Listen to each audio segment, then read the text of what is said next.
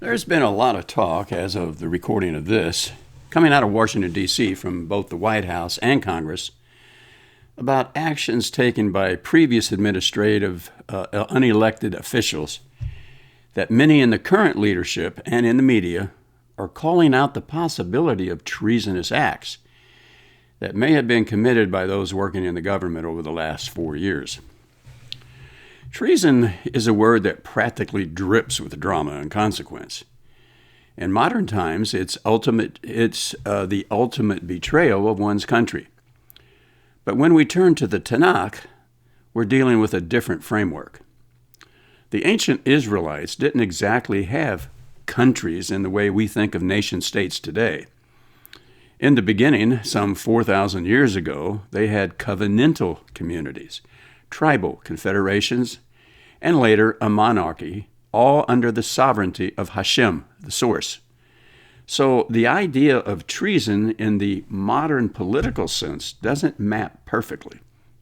But there's plenty of fire and brimstone for betrayal. Here's what the Tanakh does say about treasonous-like behavior. First, it's seen as a betrayal of the covenant between Israel and Hashem. This might be seen as the equivalent to betrayal of a nation's basic governing constitution or charter or rebellion against its leadership. The biggest form of treason in the Tanakh isn't turning on a king, priest, or other leader. It's turning on God. In the Torah and the prophets, apostasy, which is the worshiping of other gods, is the ultimate betrayal. Deuteronomy chapter 13, verses 6 to 11, let me paraphrase it. If your brother, son, daughter, or even your beloved spouse entices you to serve other gods, you must not yield. You must expose them, and they are to be put to death. Heady stuff. While in our current societal mores, this may seem to be radical loyalty, not just to Hashem, but to the identity and survival of the entire people. But it stresses just how idol worship isn't just spiritual cheating, it's national treason, because Israel's identity was built on covenant fidelity. Second, kings and leaders who lead Israel astray or ally with foreign powers against the will of Hashem are often condemned. For example, King Ahaz in 2 Kings chapter 16 made a deal with Assyria and even installed a pagan altar in the temple. Isaiah called him out. The story of the treasonous activity of King Manasseh, found in 2 Kings chapter 21, filled Jerusalem with innocent blood and idolatry. The text paints his reign as a betrayal of both Hashem and Israel.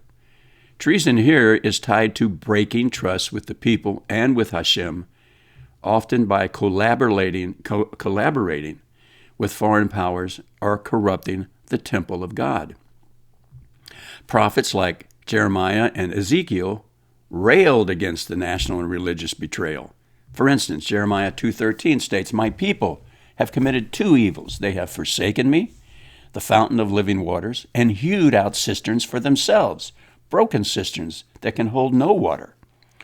This isn't about espionage. It's about abandoning core values. Still, it hits like a charge of treason against the soul of a nation. We do have hints of civil treason or betrayal in stories like Absalom's rebellion in 2 Samuel chapter 15 against his father, King David.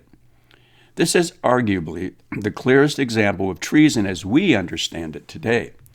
Absalom steals the hearts of the people and declares himself king and tries to kill his father. David mourns not just the political betrayal, but the familial one. Then we have the case of Sheba, son of Bichri. That is listed in 2 Samuel chapter 20. He leads a revolt, and Joab puts it down. Sheba is branded a traitor to David's kingdom. These stories and others show how division from within the nation was treated gravely. Betraying the king was often synonymous with betraying Israel itself. So what counts as treason in Tanakh terms? Well, let's briefly compare the then and the now. Modern treason says it's betraying your country. The Tanakh equivalent is abandoning the covenant, worshiping other gods. Modern definition of treason says someone spying for foreign nations is a traitor. The Tanakh equivalent is aligning with pagan empires against Israel. Modern definition for treason, insurrection or civil war. The Tanakh equivalent, rebellion against God's anointed king and his commandments. And finally, modern treason is defined by when someone sells a nation's secrets to an enemy or to another. The Tanakh equivalent, selling out spiritual or national integrity. I have some final thoughts. No fire and brimstone here, unless you want it. In the Tanakh, loyalty to Hashem and the covenantal community is the core of national identity. Treason isn't just political, it's spiritual, ethical, and communal betrayal. And often the punishment is death or some form of divine wrath, such as removal from Israel itself to abandonment by Hashem. The biblical ancient authors didn't mess around. So while the Tanakh doesn't say treason in our modern language, it screams it through stories of betrayal, rebellion, and misplaced loyalty. I'm not going to get into the political aspects of it for today in our society here and what's going on right now in our own circle. But I do want everyone to consider what treason means from Hashem's point of view.